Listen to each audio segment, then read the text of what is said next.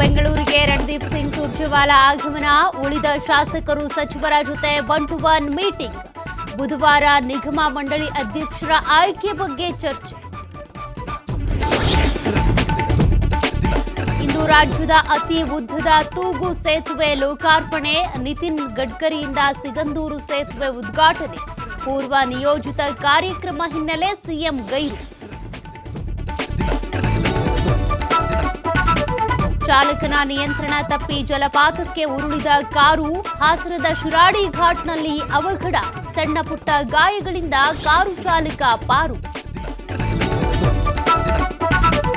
ಬೆಂಗಳೂರಲ್ಲಿ ದುಪ್ಪಟ್ಟು ವಸೂಲಿ ಮಾಡ್ತಿದ್ದ ಆಟೋ ಚಾಲಕರಿಗೆ ಶಾಕ್, ಒಂದೇ ವಾರದಲ್ಲಿ 1000ಕ್ಕೂ ಹೆಚ್ಚು ಕೇಸ್, 223 ಆಟೋ ಸೀಸ್. ತಂಡಗಳ ರಚನೆ ಮಾಡಿ ವಲಯ ವ್ಯಾಪ್ತಿಯಲ್ಲಿ ಆರ್ಟಿಒ ಕಾರ್ಯಾಚರಣೆ. ಹಾಸನದಲ್ಲಿ ಉರುಳಿಗೆ ಸಿಲುಕಿ ಚಿರತೆ ಸಾವು, ಬೇಲೂರು ತಾಲೂಕಿನ ಚುನಾಯಕನಹಳ್ಳಿ ಗ್ರಾಮದಲ್ಲಿ ಘಟನೆ. ಸ್ಥಳಕ್ಕೆ ಅರಣ್ಯ ಇಲಾಖೆ ಅಧಿಕಾರಿಗಳ ಭೇಟಿ.